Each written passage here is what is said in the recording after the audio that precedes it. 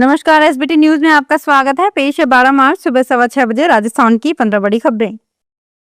पश्चिमी एशिया संकट से ईंधन की आपूर्ति श्रृंखला पर प्रभावों के बीच सरकार ने घरेलू उपभोक्ताओं को रसोई गैस सिलेंडर की बुकिंग में घबराहट न दिखाने की सलाह देते हुए कहा कि बुकिंग के 2.5 दिन में सिलेंडर उपलब्ध कराया जाएगा। पेट्रोलियम एवं प्राकृतिक गैस मंत्रालय में संयुक्त सचिव सुजाता शर्मा ने बुधवार को कहा कि घरेलू एलपीजी के उत्पादन को बढ़ाने के लिए विशेष प्रबंध किए गए हैं, जिससे पिछले कुछ दिनों में उत्पादन 25% बढ़ाया है। उन्होंने बताया कि रसोई गैस का किसी दूसरे कार्य में इस्तेमाल रोकने के लिए मंत्रालय सिलेंडर डिलीवरी प्रमाणन कोड को सख्ती से लागू कर रहा है। लोकसभा में स्पीकर ओम बिरला को पद से हटाने के प्रस्ताव पर चर्चा के दौरान गृह मंत्री अमित शाह ने कहा, स्पीकर के खिलाफ अविश्वास प्रस्ताव लाना अफसोसजनक है, क्योंकि स्पीकर किसी एक दल के नहीं है, वे सभी के हैं। उन्होंने कहा कि स्पीकर को नियमों के उल्लंघन पर रोकने और टोकने का अधिकार है। ये सदन मेला नहीं है। जो नियम से नहीं चलेंगे उनका माइक बंद होगा। शाह ने कहा, शिष्टाचार ये है कि लोकसभा नियमों के अनुसार चले। अब कोई खड़ा होकर कुछ भी बोलेगा तो स्पीकर को उसे बैठाना ही पड़ेगा। मैं स्पीकर के अविश्वास प्रस्ताव पर आज बोल रहा हूं तो माओवाद पर लेक्चर नहीं दे सकता। बोलूंगा तो स्पीकर मुझे भी बैठा देंगे। गैस सिलेंडर की किल्लत को लेकर राजस्थान के पूर्व मुख्यमंत्री अशोक गहलोत ने चिंता जताई है। उन्होंने कहा कि युद्ध जैसे हालात के कारण एलपीजी की आपूर्ति पर संकट गहराने की आशंका है, जो बेहद चिंताजनक है। गहलोत ने सोशल मीडिया पर एक पोस्ट कर केंद्र सरकार पर निशाना साधा है। उन्होंने लिखा कि खाड़ी देशों में युद्ध के कारण देश में रसोई गैस आपूर्ति पर गहराता संकट बेहद चिंताजनक है। दुर्भाग्यपूर्ण है कि मोदी सरकार इस संभावित राष्ट्रीय संकट को लेकर भी हमेशा की तरह लापरवाह और असंवेदनशील बनी हुई है। राजस्थान में पंचायत और निकाय चुनाव का मामला एक बार फिर से हाईकोर्ट पहुंचने वाला है। राज्य चुनाव आयोग ने हाल ही में निकाय चुनाव के लिए मतदाता सूचियों का पुनरीक्षण कार्यक्रम जारी किया था। इसमें चरणबद्ध तरीके से 22 अप्रैल तक फाइनल मतदाता सूची जारी करने का कार्यक्रम तय किया गया है। इसे लेकर पूर्व विधायक व हाईकोर्ट में याचिकाकर्ता रहे संयम लोढ़ा ने राज्य चुनाव आयोग और राज्य सरकार को लीगल नोटिस भेजा है। नोटिस में उन्होंने कहा कि हाईकोर्ट ने 14 नवंबर 2025 के अपने आदेश से प्रदेश में पंचायत और निकाय चुनाव 15 अप्रैल 2026 से पहले कराने के निर्देश दिए थे। इसे सुप्रीम कोर्ट ने भी बरकरार रखा था। वहीं राज्य चुनाव आयोग द्वारा जारी कार्यक्रम से ये साफ हो गया है कि आयोग 15 अप्रैल से पहले निकाय चुनाव नहीं करवा रहा है। पीएम नरेंद्र मोदी बुधवार को केरलम के दौरे पर हैं। उन्होंने एर्नाकुलम के कोच्चि में 800 करोड़ की कई विकास परियोजनाओं का उद्घाटन किया। इसके बाद एक चुनावी सभा को संबोधित किया। इस दौरान लोकसभा सांसद राहुल गांधी की आलोचना की। प्रधानमंत्री ने कहा कि कांग्रेस के युवराज को ये नहीं पता कि भारत के युवा आज ड्रोन मैन्युफैक्चरिंग में कमाल कर रहे हैं। उन्हें ये भी नहीं पता कि केरल के युवाओं ने ड्रोन विकसित करने के लिए स्टार्टअप शुरू किए हैं। जो व्यक्ति अपने छोटे दायरे में सिमटा हो, उसे देश का विकास कभी नहीं दिखेगा। राजस्थान माध्यमिक शिक्षा बोर्ड जल्द ही कक्षा 10वीं का रिजल्ट जारी कर सकता है। बोर्ड इस बार 20 मार्च 2026 के आसपास रिजल्ट जारी कर सकता है। बोर्ड अधिकारियों के अनुसार उत्तर पुस्तिकाओं के मूल्यांकन का काम तेजी से चल रहा है, ताकि रिजल्ट जल्द जारी किया जा सके।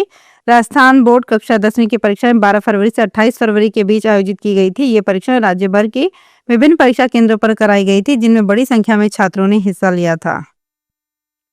नेशनल हाईवे 48 पर चलते कंटेनर की कैबिन में आग लग गई। इस दौरान ड्राइवर ने फुर्ती दिखाते हुए कूदकर जान बचाई। घटना कोटपुतली बहरोड जिले के बहरोड कस्बे में गांव दहमी स्थित फ्लाईओवर की है। कंटेनर के ड्राइवर रिजवान ने बताया कि कंटेनर हरिद्वार के गुजरात से सूरत की ओर जा रहा था।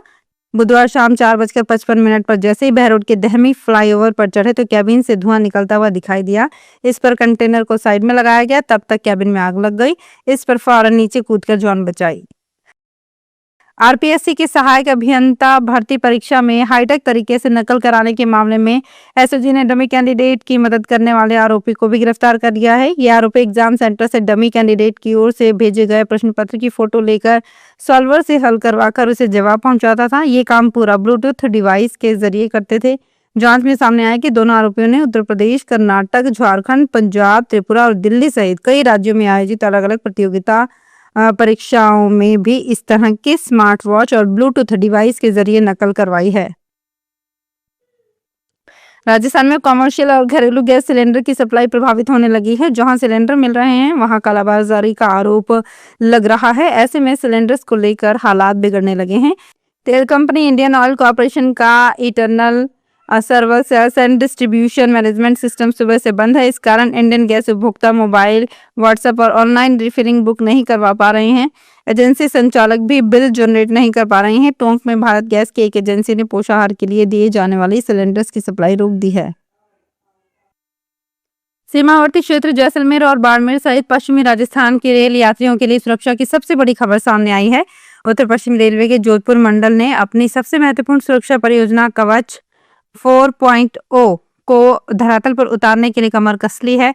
इस स्वदेशी अत्याधुनिक प्रणाली के विस्तार के लिए रेलवे ने 79,17,66,128 रुपए का बजट मंजूर किया है। खास बात यह है कि इस परियोजना के तहत जैसलमेर से रायकाबाग और बाड़मेर से मुनाबाव के जैसे सामरिक दृष्टि से महत्वपूर्ण रेलखंडों पर हाईटेक फाइबर नेटवर्क बिछाया जाएगा, जिससे भविष्य में ट्रेनें पूरी तरह से एंटी कॉलिजन यानी कि टक्कर रोधी तकनीक से लैस हो जाएंगी। उदयपुर के मुख्य चिकित्सा एवं स्वास्थ्य अधिकारी डॉक्टर शंकरलाल बामणिया की मुश्किलें बढ़ गई है। राज्य सरकार ने उनके खिलाफ भ्रष्टाचार निवारण अधिनियम के तहत जांच शुरू करने की हरी झंडी दे दी है। इस संबंध में शासन संयुक्त सचिव निशा मीणा ने आदेश जारी किए हैं। भ्रष्टाचार निरोधक ब्यूरो अब पूरे मामले में डॉक्टर बामणिया के खिलाफ जांच और कानूनी कार्यवाही करेगी। उदयपुर में फिलहाल 2 CMHO हैं, डॉक्टर अशोक आदित्य और डॉक्टर शंकर बामणिया। लोगों की आंखों में तेजी से बढ़ रही बीमारियों के इलाज और उनके रिसर्च की जानकारी के लिए देश विदेश के सैकड़ों आई स्पेशलिस्ट जयपुर में जुटेंगे। ऑल इंडिया ऑप्थेल्मोलॉजिकल सोसाइटी की 84वीं एनुअल कॉन्फ्रेंस 12 मार्च से सीतापुरा स्थित JECC सेंटर में शुरू होगी। इस कॉन्फ्रेंस का शुभारंभ मुख्यमंत्री भजन लाल शर्मा करेंगे। कॉन्फ्रेंस के organising secretary doctor Mukesh Sharma ने बताया कि 12 से 15 मार्च तक होने वाली कॉन्फ्रेंस से पहले दिन Guinness book of world record भी कायम किया जाएगा। इसमें फलों को रखकर एक वाक्य हेल्दी आईज हैप्पी लाइफ लिखा जाएगा। इसमें अलग अलग तरह के फल क्रम में रखे जाएंगे। राजस्थान में एक बार फिर मौसम का मिजाज बदलने के संकेत मिल रहे हैं। मौसम विभाग के अनुसार आगामी दिनों में तापमान में गिरावट आने की संभावना है, जिससे गर्मी के तीखे तेवर कुछ हद तक कम हो सकते हैं। मौसम विभाग के अनुसार 12 मार्च से प्रदेश के अधिकांश हिस्सों में तापमान में हल्की गिरावट दर्ज की जा सकती है। इसके बाद 14 और 15 मार्च को एक नए पश्चिमी विक्षोभ के सक्रिय होने से मौसम में बदलाव होने की संभावना जताई गई है। साथ ही 20 से ज्यादा जिलों में येलो अलर्ट जारी किया गया है। इस दौरान राज्य के कई क्षेत्रों में मेघ गर्जन के साथ हल्की आंधी, बारिश और ओले गिरने की संभावना है। राजस्थान में गर्मी की शुरुआत से पहले ही नींबू के भाव ने अब तक के सभी रिकॉर्ड तोड़ दिए हैं। खुदरा बाजार में नींबू 200 रुपए किलो तक बिक रहा है, जबकि थोक मंडी में इसके भाव करीब 150 रुपए किलो तक चल रहे हैं। वर्तमान में रामगंज मंडी में आने वाले अधिकांश नींबू मद्रास से मंगवाए जा रहे हैं। हालांकि गांव में भी नींबू के पेड़ लगे हुए हैं, जिनमें सर्दी और गर्मी दोनों मौसम में फल आते हैं, लेकिन गर्मी में आने वाले स्थानीय नींबू अभी सब्जी मंडी तक नहीं पहुंच रहे हैं।